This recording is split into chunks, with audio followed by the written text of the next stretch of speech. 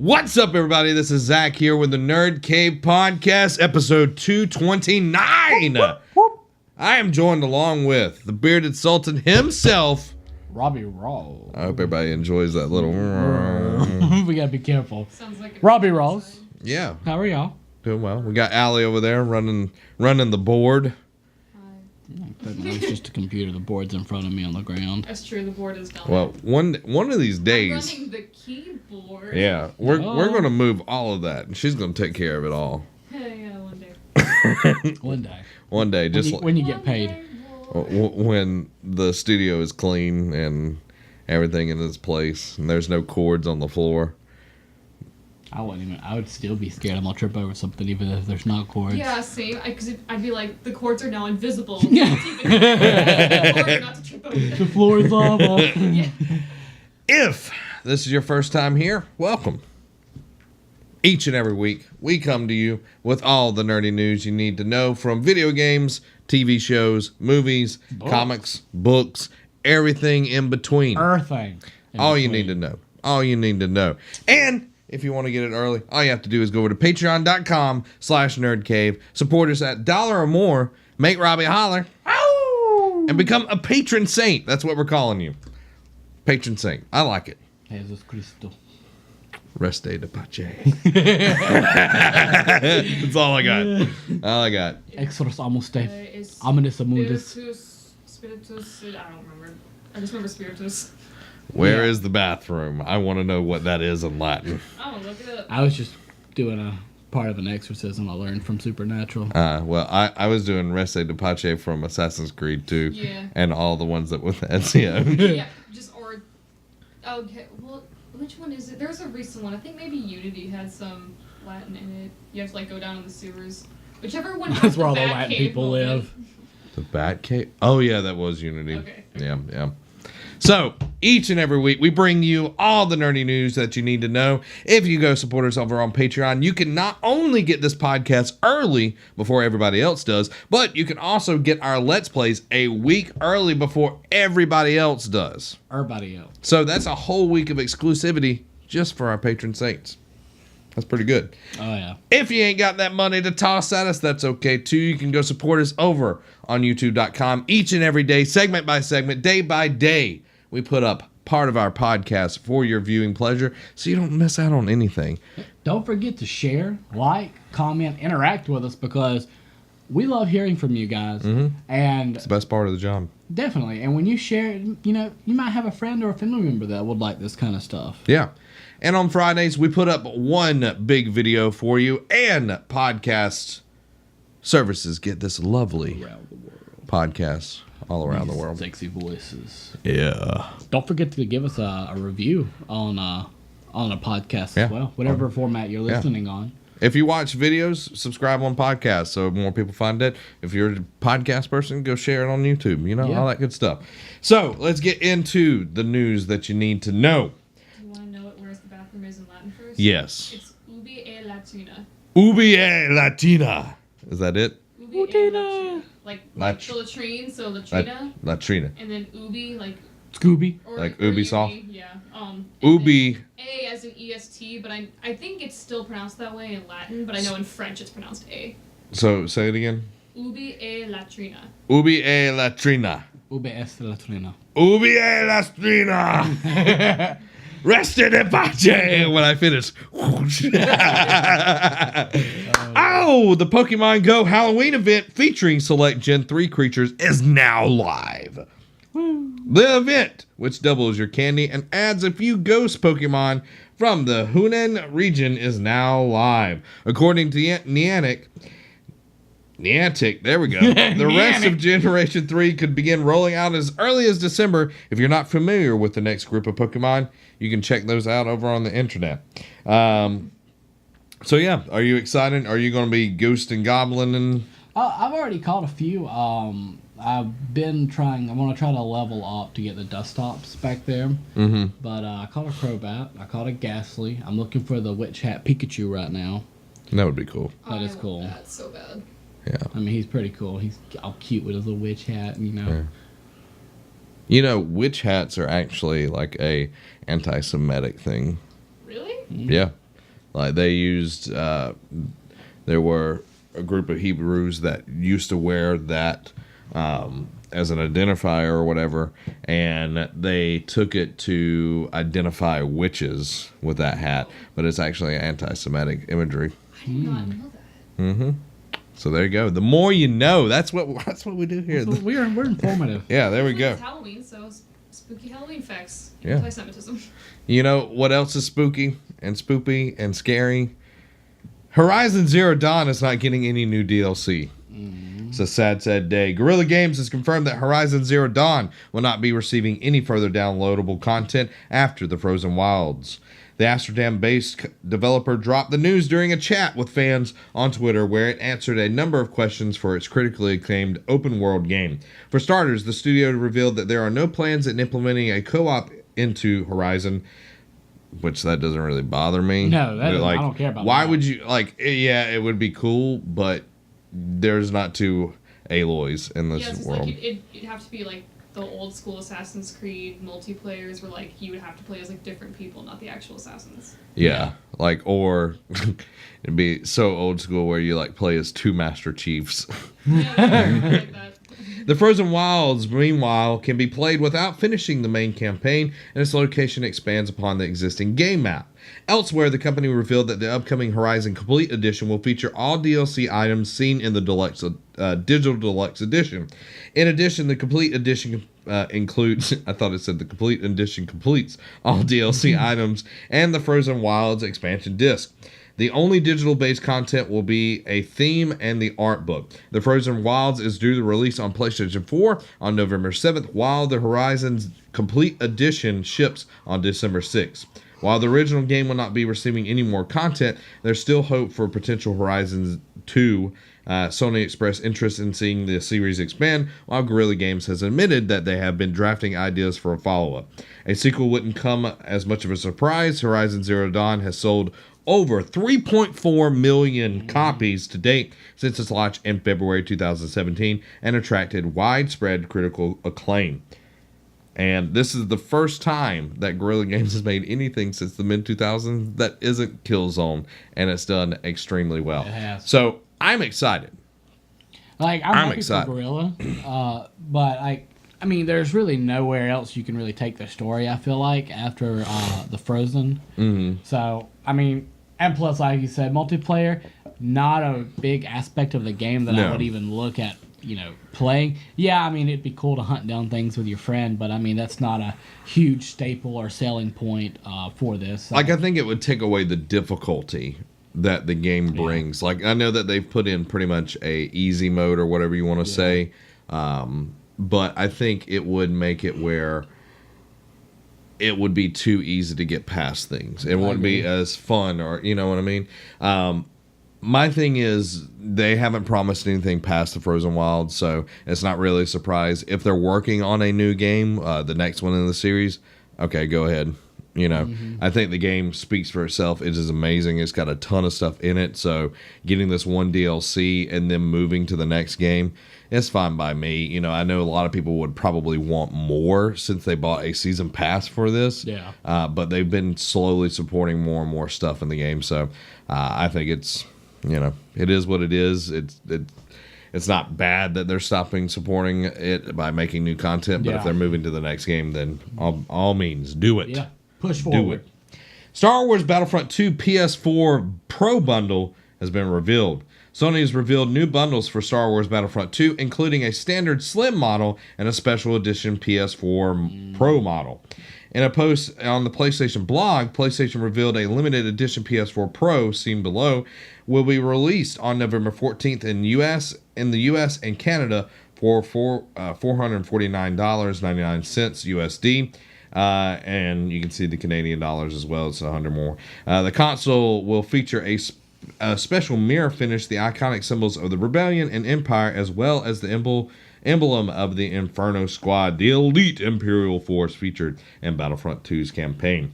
The Pro Bundle will also include a customized DualShock 4 controller and a physical copy of Star Wars Battlefront 2's Deluxe Edition.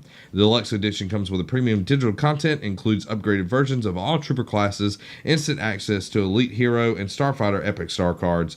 The bundle is available for pre-order right now. Battlefront 2 will not be available until November 17th, but the deluxe edition of the game that is included in the bundle will let players jump into the action 3 days earlier than the standard edition owners. A standard PS4 Slim bundle will also be available on November 17th and will include a black 1TB PS4 Slim, a black DualShock 4, and a physical copy of Star Wars Battlefront 2 Standard Edition. This version will be available in the US and Canada for $299 USD and $379 CAD.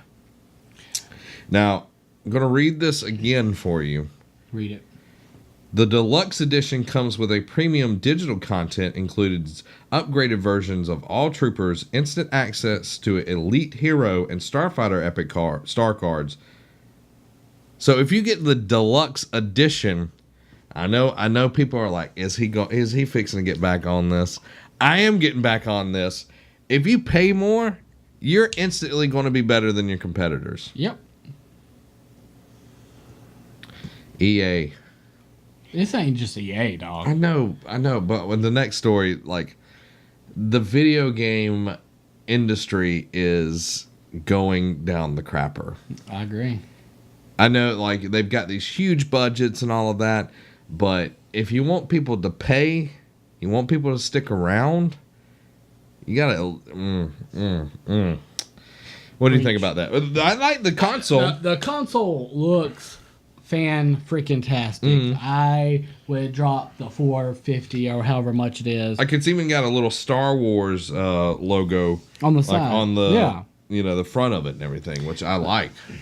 But I'm still 100% on the bandwagon of, I don't like how, I don't care. I think a lot of it still comes down to skill. I know in a lot of games that I've played multiplayer, people have these, tricked out characters and everything, and I still kick their butts. Yeah. But I don't think, like, if you want to pay more, by all means, go ahead. But I feel like a lot of times you're cutting out the best aspect of the game, which is the grind, which is playing the game. Yeah. Just like with Shadow of War right now, I haven't dropped a single dime on any of the microtransactions or anything like that, and I'm just grinding through the game, enjoying myself, slaying some orcs, enslaving some orcs, just kicking butt.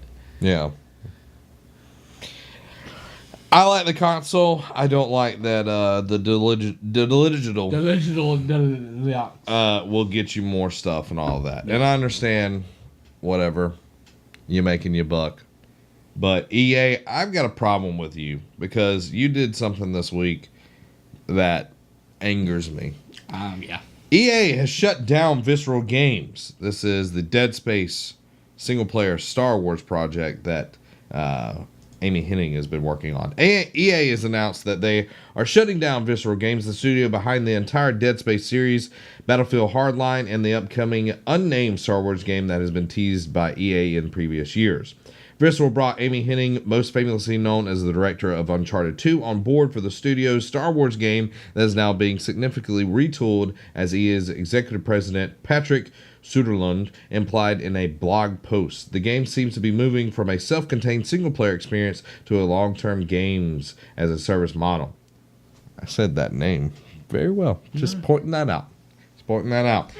He said, in its current form, it was shaping up to be a story-based linear adventure game. Throughout the development process, we've been testing the game concept with players, listening to feedback about what and how they want to play, and closely tracking fundamental shifts in the marketplace.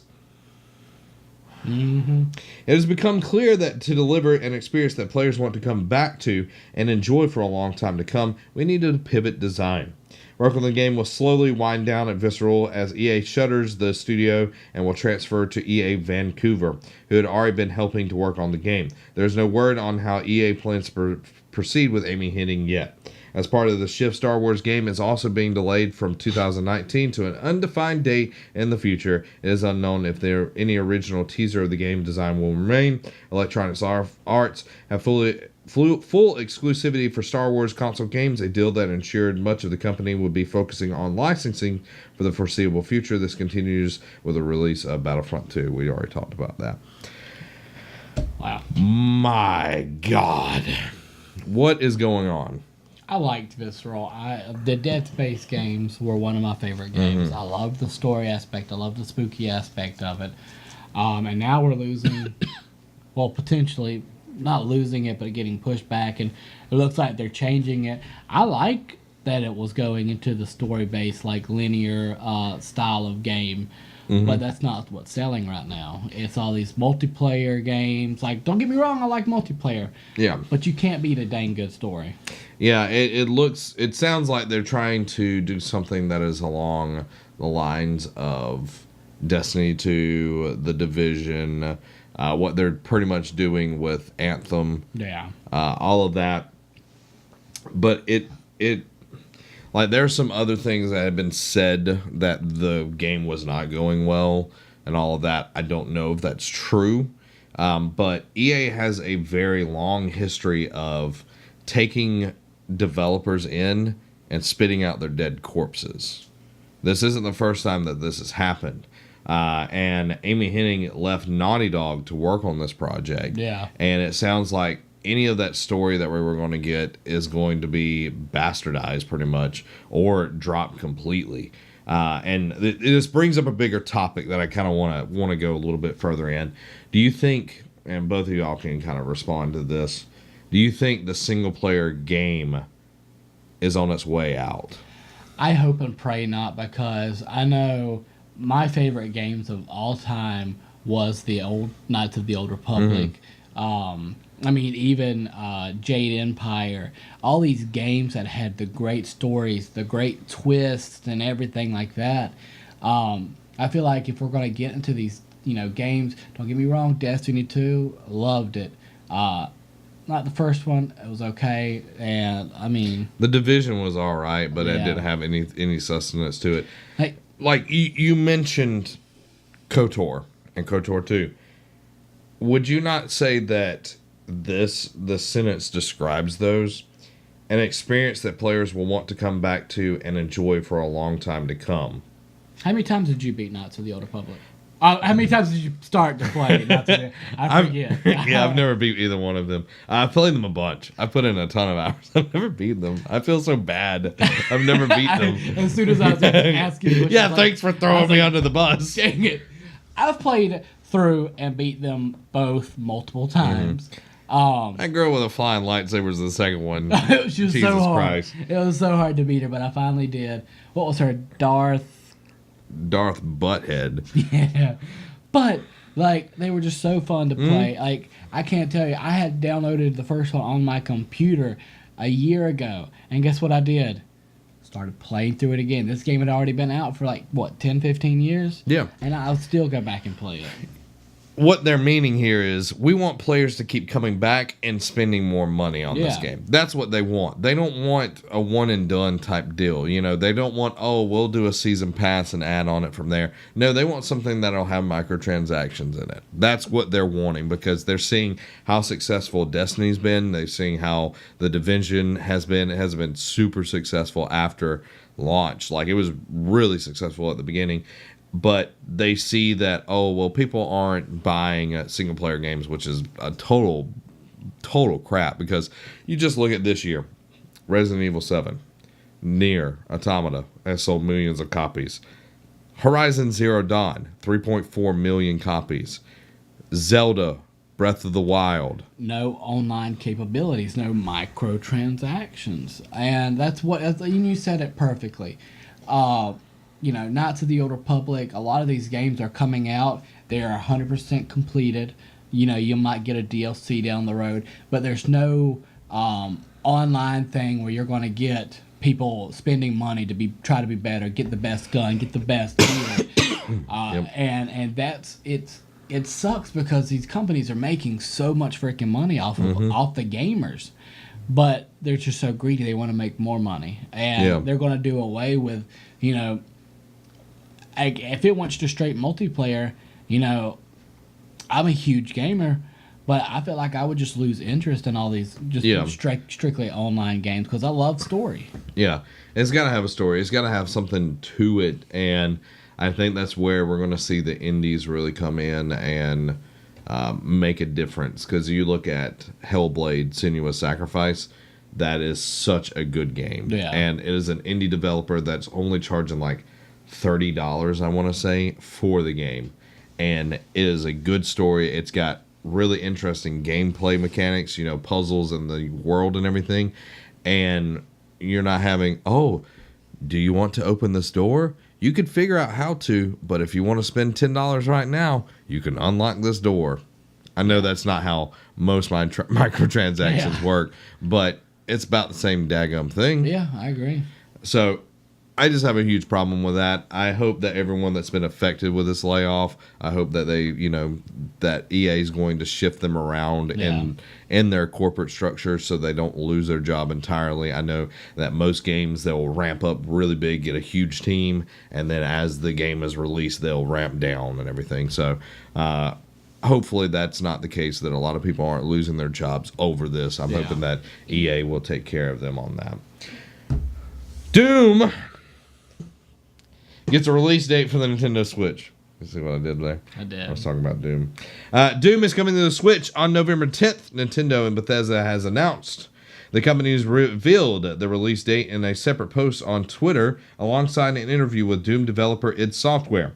In an interview, creative director Hugo Martin and executive producer Marty Stratton discusses how they worked with the developer Panic Button to bring the shooter to Nintendo's latest console. Doom initially launched last year on the PlayStation 4, Xbox One, and PC before being revealed for Switch last month during a Nintendo Direct. The Switch version includes both the single-player campaign and multiplayer, though the latter will require a separate download due to the cartridge size restraints. I'm excited about this. I'm glad that third parties are coming to the Switch, and Doom is such a popular game. One game that I haven't finished yet, but that's among many at this point in time. But it's a good game. I'm glad Bethesda has really garnered a huge partnership with Nintendo. That's one thing that is going to bolster the Switch. Like, we've always wondered, when are these bigger games going to start coming to it? Now we're starting to see more and more of these games. They're not as much taking the leap of faith anymore, as they're seeing that the Switch is a viable console to put their stuff on. Yeah, you're not going to be able to run these games at optimum, peak efficiency or anything like that, but you're still going to get the good gameplay. You're still going to get the fun experience, because there's maybe you're reaching a whole different group. Like, I know a lot of gamers have the Switch and the PS4, the Switch and the Xbox, but you're going to find some people who just have the Switch. Yeah. And you could be, it's going to cost you just a little bit to port it into the Switch, but I think what their company's going to get out is going to far surpass what they have to put in. Yeah, because the attach rate with the Switch is astronomical compared to the other consoles. So I think them trying to get on the bandwagon right now is what they need to do. And I'm glad that they're supporting it, because you look at third-party support on the Wii U last generation for Nintendo was appalling, and that's why it died. And one thing that, I wished I could take my Xbox or my PlayStation with me anywhere and play a game anytime. Guess what? You can do that with a Switch. You can. So you might have somebody buying Doom for Xbox, but they'll turn around and probably buy Doom for Switch as well, if that's something that they really enjoy. Yeah. Like, if it's a game that they love, they'll buy it for the Switch as well, so that if they go on a business trip or they're having to travel to Tennessee, they could play a game like that. Are you dropping hints to borrow my Switch? Sorry, there's a game coming out this week that's going to be played. Free incoming Shadow of War update will extend the end game. Many players are still chewing their way through Shadow of War's mini game. However, for those in search of more, have no fear. Monolith will I was trying to make a joke about that they will charge you in some shape, form, or fashion. I'm just enjoying her struggle right now. It's fine. No. I'll survive. It's okay. Not up there. It's not up there? Nope. Huh. Oh, well. Just read it. Anyway, Monolith is working to deliver an extension on the content of Shadow War's endgame. After the events of the main game of Shadow War, the player becomes involved in a back-and-forth struggle with orcs trying to retake the fortresses you've taken through the game. While right now this is a lengthy but limited feature that eventually ends, Infinite Shadow of Wars, which have no release date yet, will make the back-and-forth never-ending for players who just can't get enough of the Nemesis system. Yeah, bring it on. The more updates we get for this stuff, I feel like the better the game is gonna be. Like right now, I'm enjoying the crap out of it. Mm-hmm. I think Monolith has done a good job with the game. Press on the game, not so much. I'm enjoying a lot of the orcs, how they have their own personalities and everything like that. That's some of the coolest parts. That is one part of the podcast from last week that I'm definitely going to release this week. The Oig Ovner. Oh, there was a guy, like, he had the screechy, like, British accent, and I'm like, if there was anybody whose name should be Oig Ovner, it's this guy. Like, he was like, oh, you think you, and I like, the voice, and I was just like, oh, God. I was like, he's not even getting in my army. I was like, I'm killing him right there. Ah, come on. We'll put that somewhere. It'll be. If only you could change the names of them, I would change his name to Oig. I'm sure there's some like console command you can do. I don't know. That'd be cool. It'd be cool.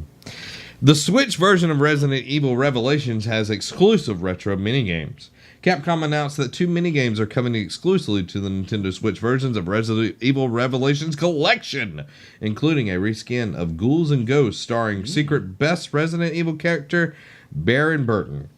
The other minigame, Ghost Ship, challenges what seems to be very pixelated Jill Valentine to shoot pink ooze and that woman who doesn't know how to wear a wetsuit aboard the ship in Resident Evil Revelations. You ooze, you lose. The 2 minigames reflect off their respective games. Ghost Ship for the first game and Ghouls and Homunculi for Barry's adventure to rescue his daughter in Revelations 2. The strange new additions also feed back into the game's raid modes, letting you earn BP and other bonuses to take into your bow killing extra modes. Your bow killing. See, they're saying a lot of stuff that I just don't understand. I don't play these. Bow killing, but that works too. Bow killing. Check out these 2 separate trailers if you wanted to. These release on November 28th on the Nintendo Switch. Only on the Nintendo Switch. It's cool that they're getting their own stuff like that. I know a lot of people who have the Switch are into these kind of like platform type games.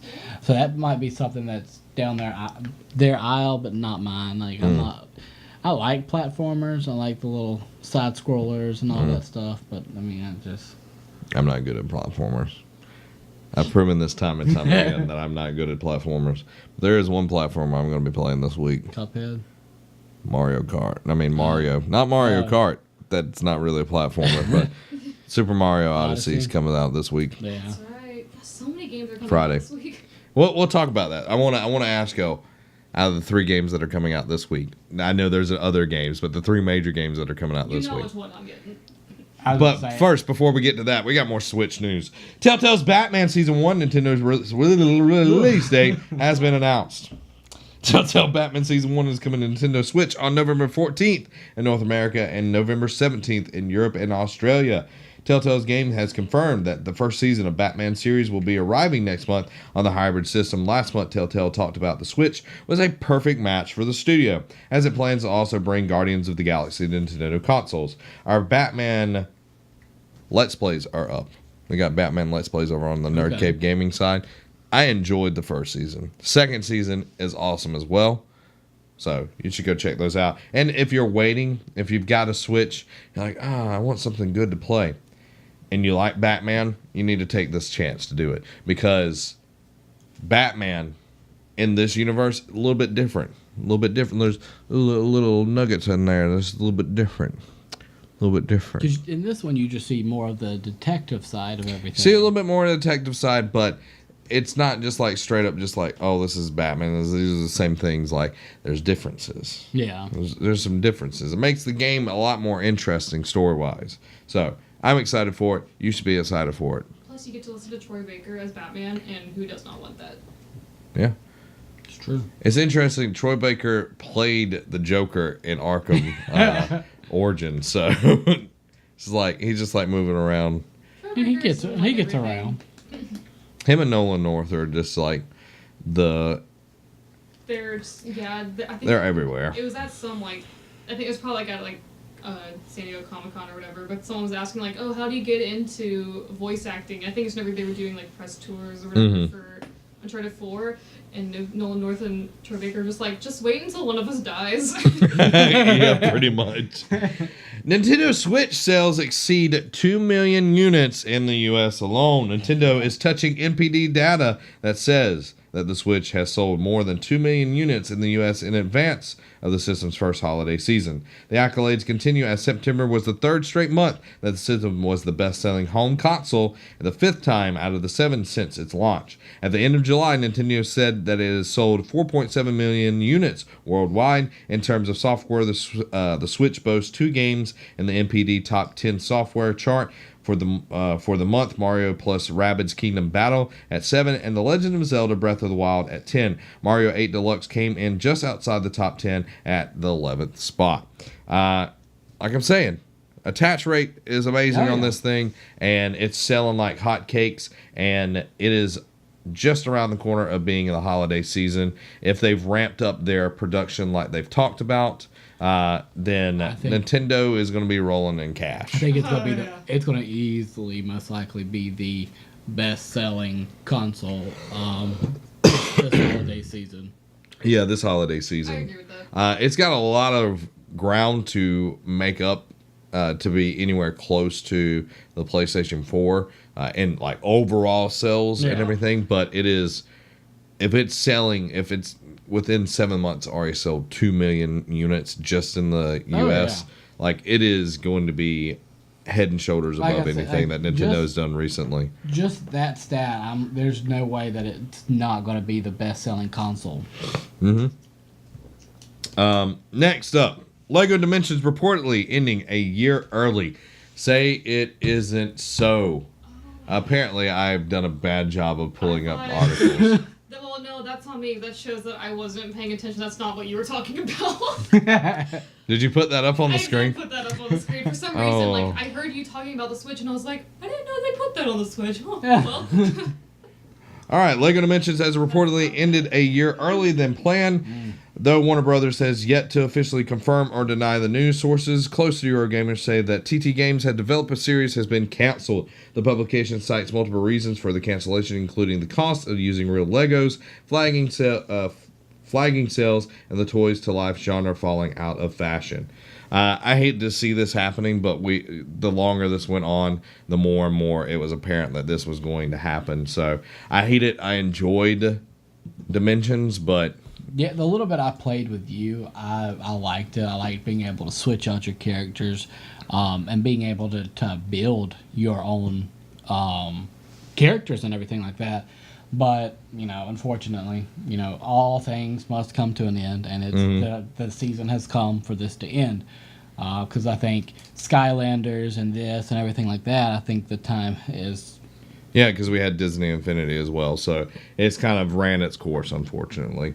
And another thing that's ran its course is Pokemon RPGs are no longer going to be on the Nintendo 3DS. Ultra Sun and Ultra Moon will be the last Pokemon RPGs for the 3DS.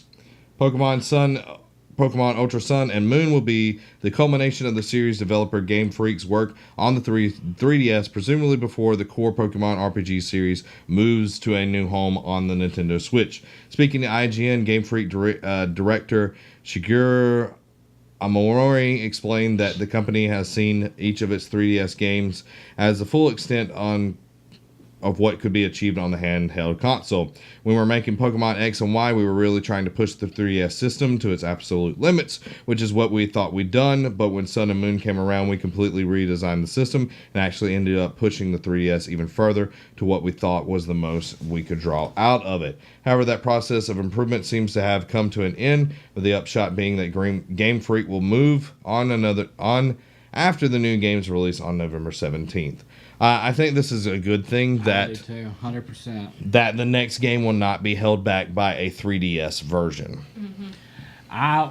This is just giving more people more of an excuse to go out and get the Switch, because I know I love playing the Pokemon games. So, having Zelda, having Mario, and now having Pokemon all on the Switch, I mean, why wouldn't you get a Switch? Yep. More Switch news. The Switch now supports USB headsets, but not for everything. Everything you'd want.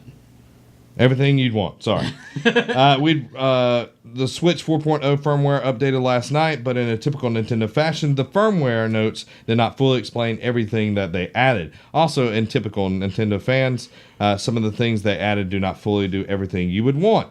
The Nintendo Switch subreddit, a community once known for its rabid fervor for the NX news to the point where posters were encouraged to post their dreams about the system, discovered last night that the USB headsets being plugged into the dock were recognized by the Switch.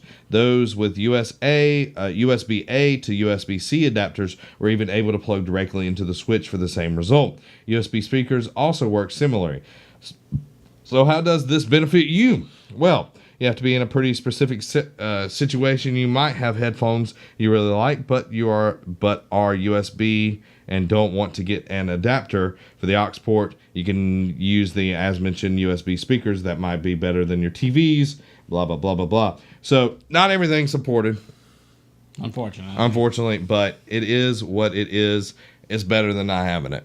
True. And as it goes along, Nintendo would continue to improve it step by step, day by day. All of that good stuff.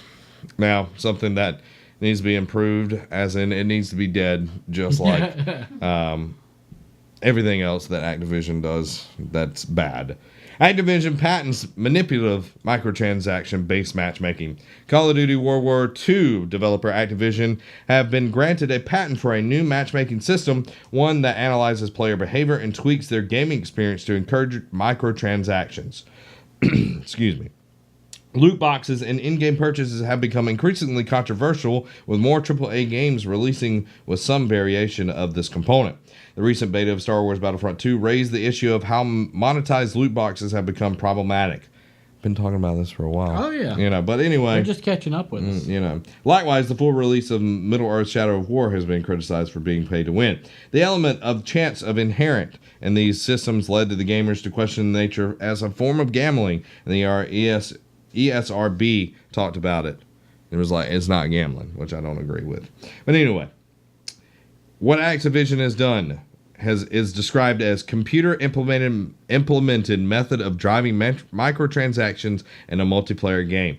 The story has since been picked up by a bunch of news outlets, and a bunch of YouTubers have done videos and all of that. So here's an example. For example, if the player purchased a particular weapon, the microtransaction engine may match the player in a gameplay session in which the particular weapon is highly effective. This may encourage the player to make future purchases to achieve similar game results. It goes on to say, for instance, the microtransaction engine may match a more expert or marquee player with a junior player to encourage the junior player to make a game-related purchase of the item possessed or used by the marquee player. A junior player may wish to emulate the marquee player by attaining weapons or other items used by the marquee player. Now, this is the kind of, I want to say a word, crap that will keep me from playing multiplayer games. Like, Call of Duty is already in the doghouse with me for releasing crap the past couple of years. Now, past like 4 or 5 years. But if you're going to, you're already making it paid to play, making the players so much better, and they're not grinding, they're not doing what the games are meant to do. And now you're going to throw them into a matchmaking scenario where the algorithm that you just bought this microtransaction, you got this gun, it is going to put you in a place where you succeed over somebody who's not paying.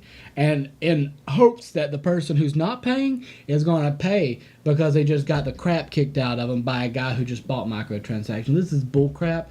And if this is how Activision is going to do it, I'm not... I was like, you know what? I was like, this game might be good. You know, I might get this game. Well, so far, they are not in any of the games released. They haven't said that because Call of Duty World War II has not been released yet, so it might be the first game that actually has it in there. Probably. I don't know yet. If it does, I'm not getting it. I do have something to note on it, though. It said, like, you kind of commented on it, where it said, like, it's not really gambling about paying for loot boxes or, like, the whole, like, loot box system. It actually is, because I can't remember if it was Japan or Korea, one of those countries.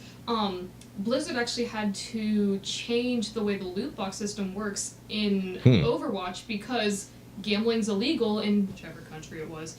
And so, like, that loot box system, which is exactly what they were describing, is gambling. Like, they had to change it. I can't remember how they changed it, but it's like, I think, you can just straight up buy and I can't remember how it works, but they made it so that way it's not like you get a chance to get these things, and, you know, if you do buy it, because that's what gambling is. So, yeah, the fact that it's gambling, I'm like, no, it is.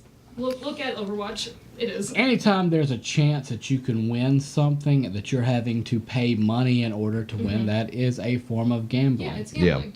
Yeah. My biggest thing with this is that when you play multiplayer games, you are usually matched with people of your skill level. Yeah. This is going to match people in accordance to, have you bought anything with microtransactions, and have you not bought anything? Well, let's try to manipulate these people to buy something. Technically, this could be considered an act of bullying because... it's more of consumer marketing. It's just like going into a grocery store, like having, like, the milk is in the back of the store, and you're going to walk by everything else to go get milk. That's what it's like. I wouldn't necessarily call it bullying. It is underhanded. It is. And, like, when I say bullying, like, it's aimed to make the person who's not buying anything. It's making them feel not inadequate, but not being as a skilled player. But it's hard to be a skilled... You could be skilled all day, but, I mean, if you have someone with just an OP gun, just like in Destiny when you had... when Gallahorn was at the height of everything. I mean, you can only do so much. But I just think it's stupid, and I think it, like you said, it's very underhanded and very shady, and I don't like it. Yeah, I don't like it at all. Oh, it's raining outside. Yeah. Men or cats and dogs? Rain. Oh. So, let us know what you think in the comments below about Activision's microtransaction system that they're going to be implementing. That you don't get a patent on something that you're not going to implement. Also, it might have been China. I was trying to find it. Japan, North Korea. Oh wait, it was China. I'm trying to look it up. I can't remember what country it was. Netflix to spend $8 billion on original content in 2018.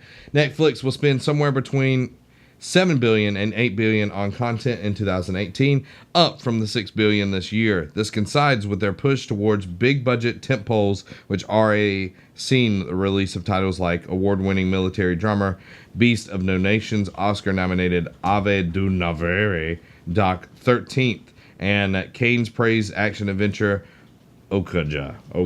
How did you say that last name again? Ave du Novare? I don't know. Duvernay. There's no whatever. I don't care. It's something I'm never going to watch. We love you.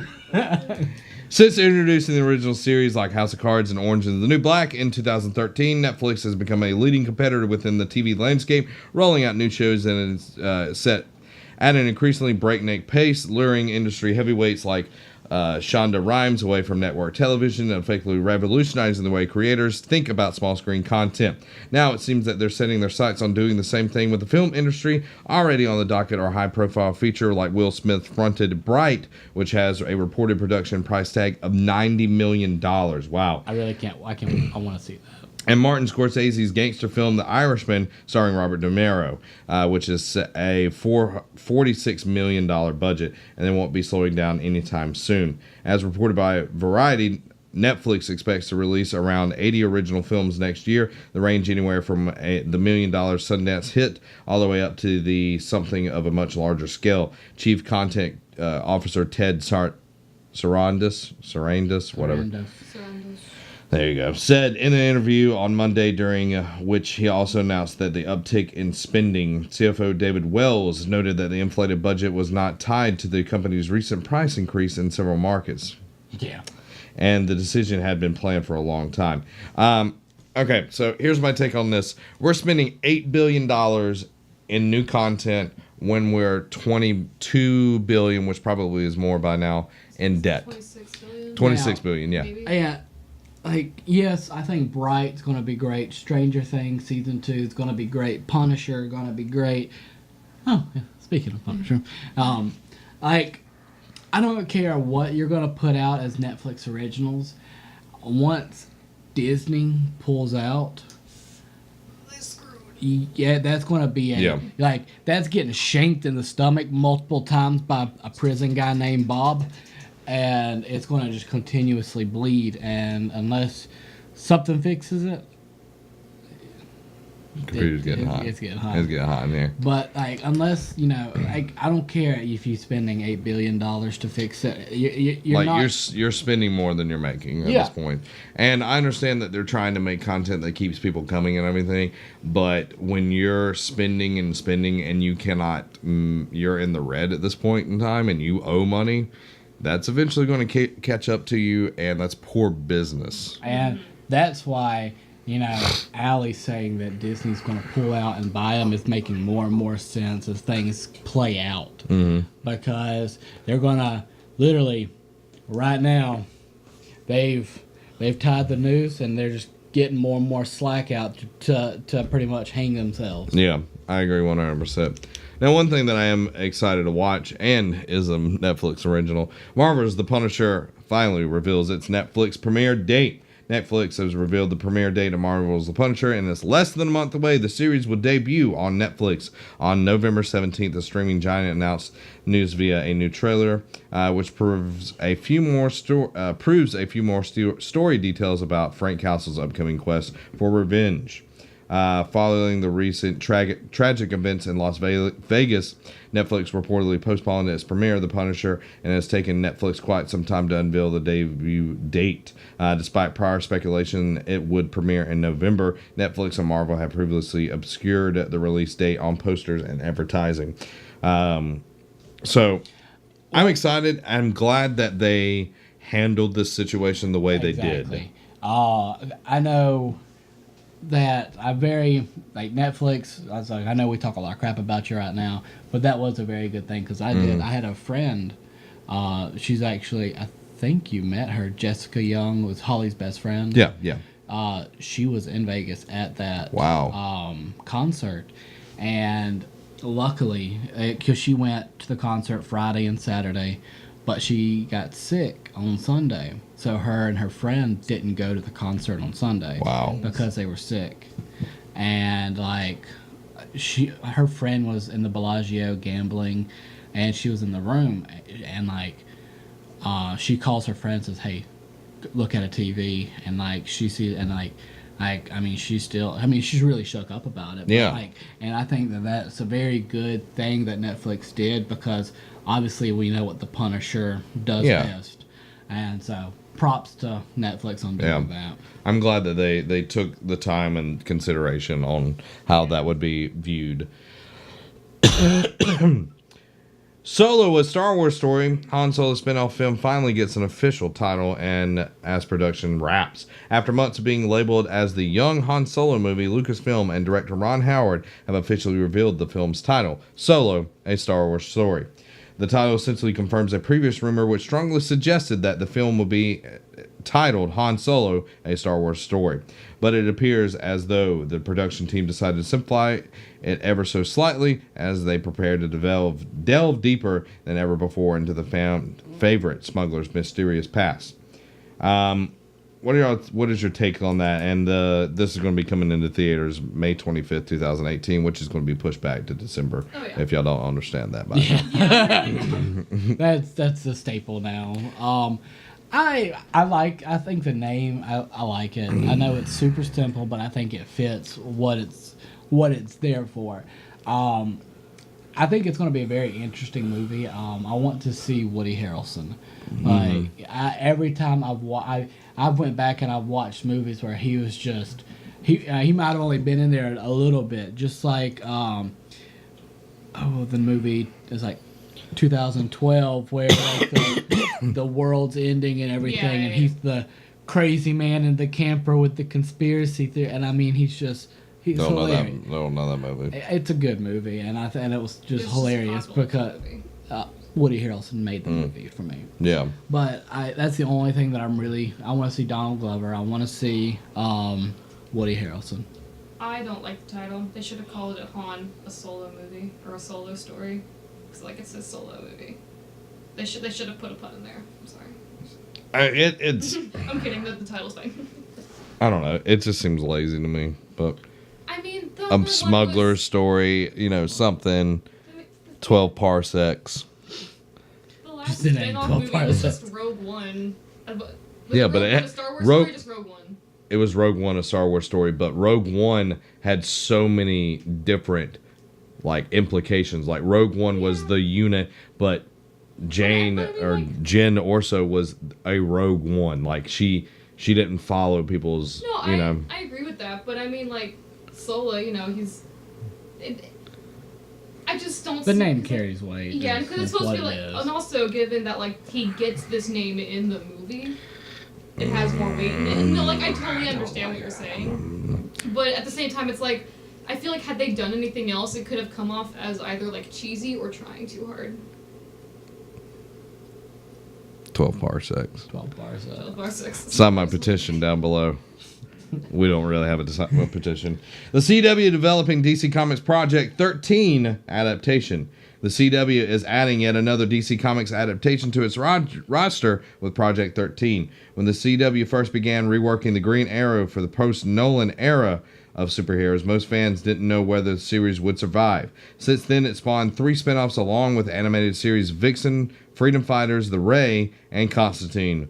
We'll soon join the latter show on CWC, while next year we'll see Black Lightning arrive on network, though it won't be connected to the Arrowverse. Adding in Izami, Riverdale, and the upcoming chilling adventures of Sabrina, the CW is firmly in the comic book adaptation market. It's also clear that the Warner Brothers co-owned network isn't finished turning DC Comics into TV shows. It has been said that time and time again that more Arrowverse spin-offs aren't on their way, but it's safe to assume that CW isn't slowing down when it comes to bringing DC characters to the small screen. Now, one more project can be added to the ever-growing list. Variety is reporting that CW is developing a show called Project 13 that will be focused on Dr. 13 and his Dr. Tracy, 2 magicians that are scattered with a scattered appearance throughout comics. They're certainly not the first names that would ever come to mind considered DC characters worthy of an adaptation. Still, they relatively lack baggage that may have bolstered the show's chances. Project 13 will be written and executive produced by Dagan Franklin, that worked on Bitten, while Elizabeth Banks and Max Handelman will produce as well. Likely the addition of Banks helped the move to the project forward. She and Handelman have a number of projects brewing right now, including the show Spirited, starring Laverne. Yeah, that's for Laverne, right? Laverne, whatever. Cox. Laverne Cox. Yeah. So far, from The Orange is the New Black, so far there is no other word on the Project 13, but it marks the latest push to the Tracy 13 more into the spotlight. Dr. 13 was introduced in 1951's Star Spangled Comics number 122 as a parapsychologist and noted skeptic who investigated the paranormal. So there you go.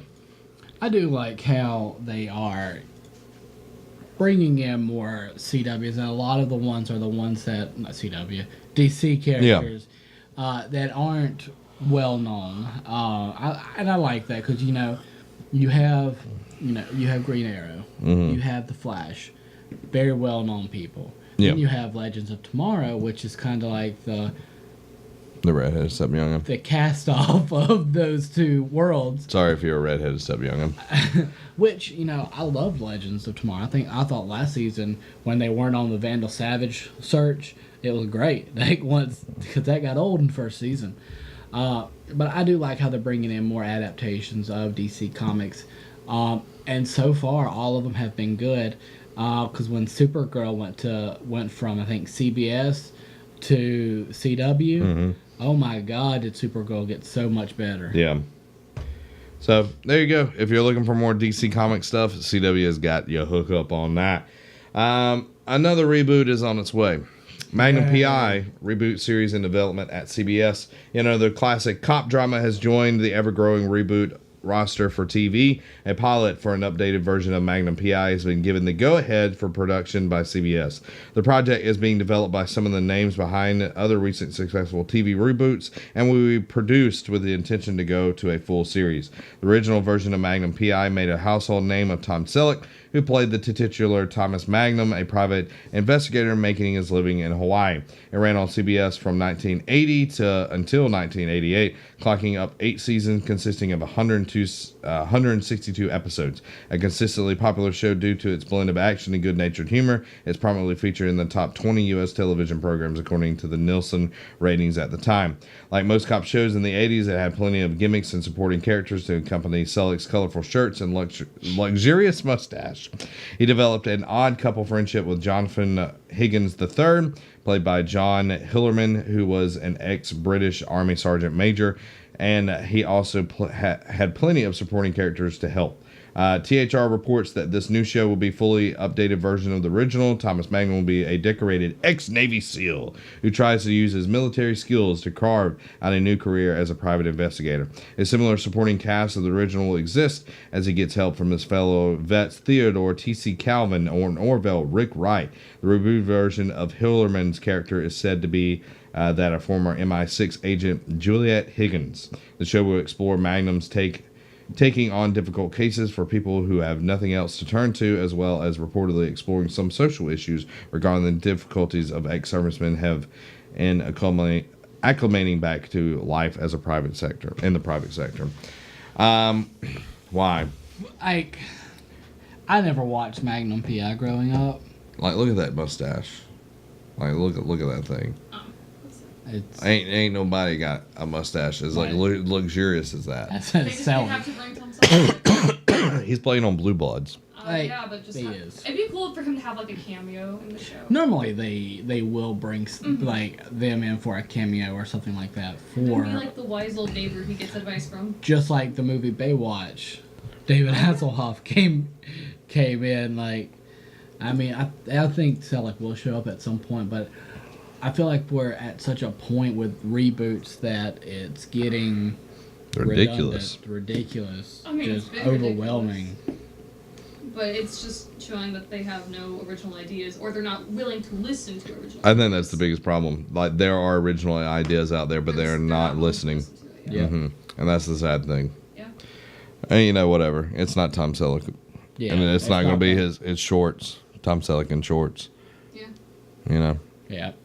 So it'll probably do okay, but I'm not. You're gonna have all these old fogies try to watch and be like, "Well, that ain't Tom. It ain't Back Tom." in my day. Yeah. So, I would be okay if it was a reboot, if it wasn't an updated reboot. I'd like to see them do obviously maybe a little more culturally sensitive, but have it so it's they're still in the shorts and it's still that that feeling. Yeah. But whatever. That won't happen. Ain't gonna happen. No. So there you go, everybody. There's the news that you need to know. Each and every week we sit down here, we talk about it all for your viewing pleasure. We stream it live over on Patreon, and then we edit it for everybody. You can go over to patreon.com/nerdcave. Support us there. Made Robbie holler. Or you can go watch it over on YouTube each and every day. We put up a segment for your viewing pleasure, and then Friday we put up the full thing on YouTube and podcast services around the globe. So there you go. I didn't watch. Well, I'll just kind of break it down just a little bit. Okay, how about this? I asked my question we use that next week because I got time this week to Okay, watch. that's fine. So I don't want to ruin it because I want to watch the show. Okay, that works for me. Okay, so segment 4. What game you picking up this week? If you're going to pick up, if you had the money to pick up a game this week, if you don't got that money, there are 3 major games coming out this week. One by default I can't pick up. Yeah, so Super Mario Odyssey for the Nintendo Switch is coming out. The second one is Assassin's Creed Origins, and then number 3 is Wolfenstein: The New Colossus. So which game are you picking up? Assassin's Creed. This is a game, ever since we learned what they're going to do with this game, has had me intrigued. Like, just the new mechanics that you're going to be able to do. You have your eagle, your falcon, hawk thing. Yeah. You're going to... Kakai. It's going to be kakaiing through the skies, and you're able to control it. It's going to put some caca on somebody. No, caca. But like it's super cool. I think Ubisoft is going in the right direction with this. I didn't like how each one got closer and closer to Stagnation. Yeah, well that and like we kept moving further and further up the timeline, and before long it was getting more and more modern. Yeah, and everything like that. The latest they got was World War One. Yeah. Syndicate. And now we're bringing it back to the beginning. Yes. Yeah, the origins. The origins. And that's what I'm excited is to learn more about the Brotherhood. Yeah. Allie? I think I'm going to pick... No, of course I'm picking up Assassin's Creed, obviously. I've been waiting for it ever since I beat Syndicate. I didn't even know what it was, and I was like, I'm ready for the next game. Yeah. But yeah, ever since they announced that they were doing... Everyone's like, oh, they just released it. No, guys, they announced they were doing Ancient Egypt like 2 years ago now. Yeah. It's been a while. So, like, come on. But yeah, I'm super excited. I just, yeah, that's all. Okay. I'll go on too long about it. It's a hard decision. I want Assassin's Creed. It's probably the one I'm going to pick up, and then Gamefly, the other 2. New Colossus looks really good. I need to finish the New Order. I've never been into Wolfenstein.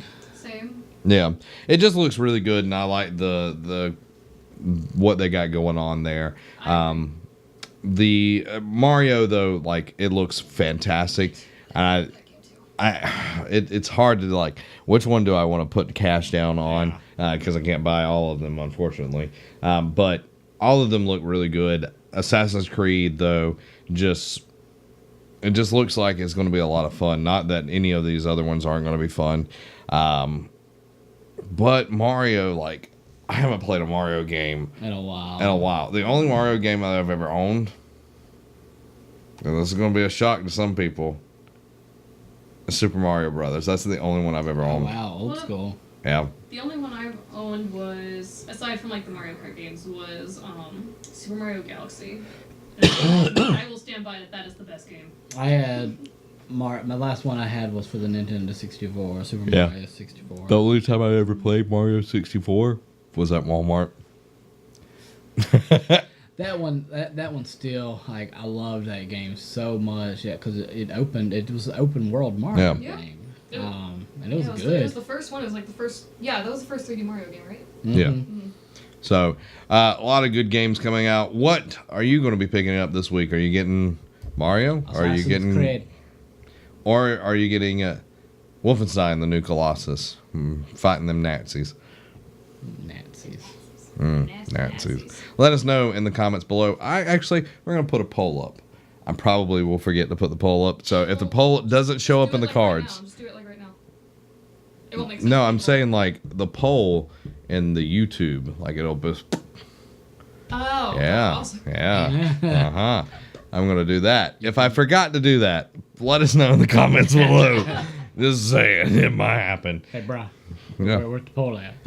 Yeah. So it's going to be a good week for gaming. This year has been probably the best year of gaming. In a while. Yes, it's the best year. We've had a little bit of a drought, but now there's so many good crops that are blooming. Yes, there are. You put enough manure on their gaming industry, you get something good out. We know the chicken poo, the chicken fertilizer. AKA our money. Chicken fertilizer. Oh, man.